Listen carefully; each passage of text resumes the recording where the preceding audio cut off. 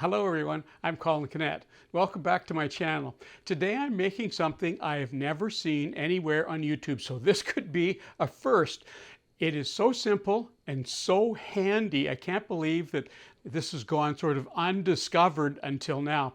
So it's a simple build, it won't take that long to do, and I'm just going to jump right in with making a leg and a thickness sample kit. So let's have a look.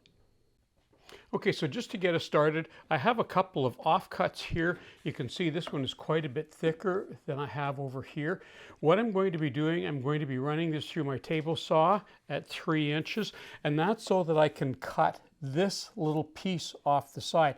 And this will start off with 7/8 of an inch thickness, and then I'll plane the rest of it down until I get down to 3/4, and then I'll start using this piece of wood here and I'll plane it down, and I'll be doing the same thing. I'll be using it for cutting off little pieces like that as I plane it down and down and down. So anyway, let's get started with this piece.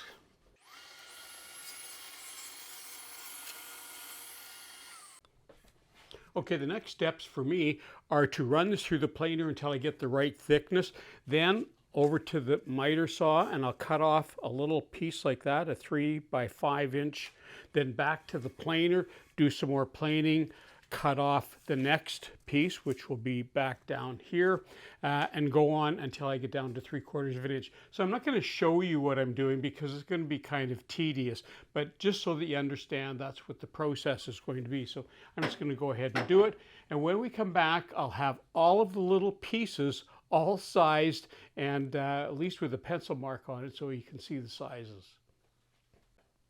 Okay, so there's all my chunks, and you can see they start at thick and go thin, but I've also labeled them with a fine felt pen, but I kind of got carried away, and my wife has a labeler, and I decided to try putting labels on there, and I was amazed how nice they stand out there, easy to read.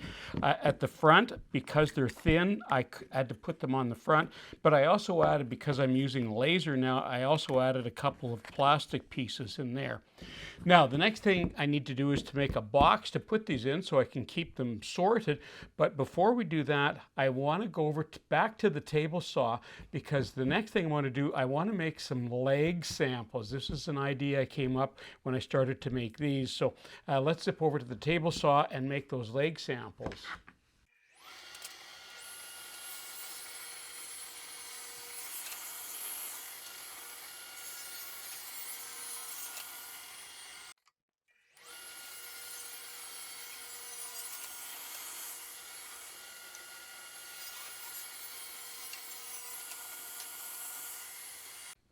So there's my, what do we get, 2, 4, 5 pieces there, all at different squarings. And what I'm going to do now, I'm going to cut them all off at 6 inches.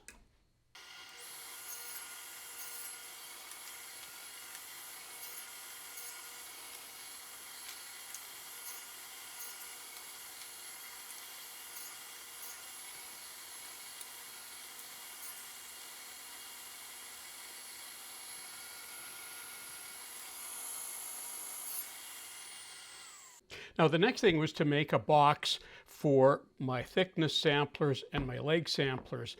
And I made a prototype box with all of these slots in here, and they didn't work out good. So I ended up making a whole bunch of different examples of different size slots, and you know what, in the end I didn't like any of them, and I decided I'm not going to use slots for these. I'm just going to let them expand and contract as they need to, and as luck would have it, once in a while I get lucky, and as it turns out, the leg samples actually worked out fine in this box. So I'm going to leave this box for the leg samplers, and I'm going to make another new one for the thickness samplers, and I'm going to go over to the table saw and we'll show you what we're doing over there.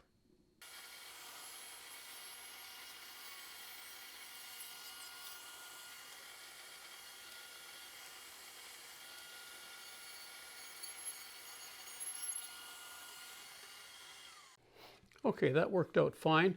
Next thing I need to do is go over to the miter saw and cut off 2 1-foot lengths, and I'll use that to accurately measure what the inside width is going to be for the 2 cross members.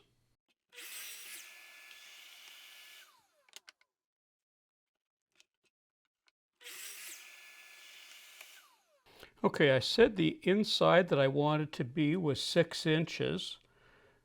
So that means when I go outside to outside, that wants to be 6 3/4 is what that needs to be. That's okay. I can just, because I've already cut that slot, you can see that I'm just getting the edge of that. So that means now I can cut that rabbet in there like that. And I know that the width needs to be the same as the wood that I'm using. So I'm just going to use that. I don't even need to measure anything. I can just put that on the outside of the blade, just like that.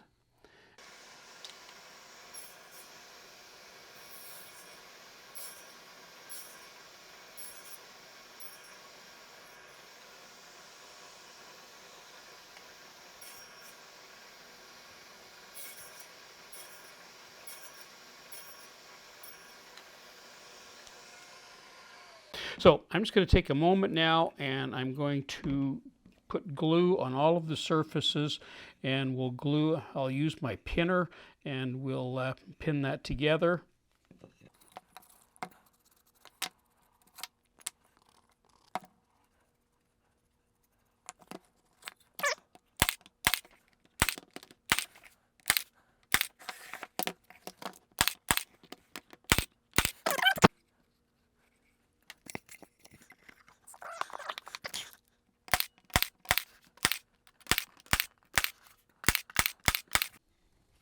Well, there we are, all finished, and I couldn't be happier. This is such a great thing. In the front of this box, I made another little box as a spacer box, and I keep my dowel planning devices in here that I've made. You'll see those in other videos. So I've got my legs here, my thickness samplers here, and there's all sorts of different places where you can use these. For example, when you're making boxes of different sizes, of course, you're often looking for different thicknesses in wood. So what do you choose? What do you look for? And you can find that here.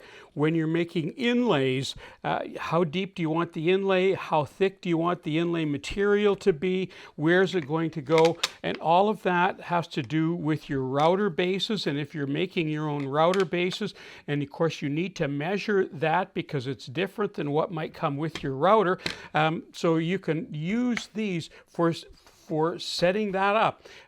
Picture frames, when you're making picture frames, you know, what thickness are you going to want on the wood? Or door panels, what thickness are you going to use? What width do you want to use?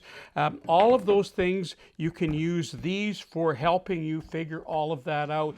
And even on cabinet panels, what are you going to use for the back? You can use this to set up your router, your table saw, even your sliding miter, certainly your planer, lots of different things. And making serving trays, how thick do you want to make the wood? What's going to be standard? What's going to be strong enough? All of these things you can use with all of these different samplers. Well, that concludes my video for today. Making samplers, leg samplers and thickness samplers, and you can use these in so many places. I'm really looking forward to being able to have these rather than make them as I need them. A few years ago, I made a video on how to make designs in door panels, and I made my own base for my palm router, and one of these would have been so handy to figure out the depth that I needed to put that router bit at. But there's an idea of some other things you can do. That video will show up here. You can go and have a look at that. In the meantime, I'm Colin Knecht for Woodwork Web. Thanks for watching.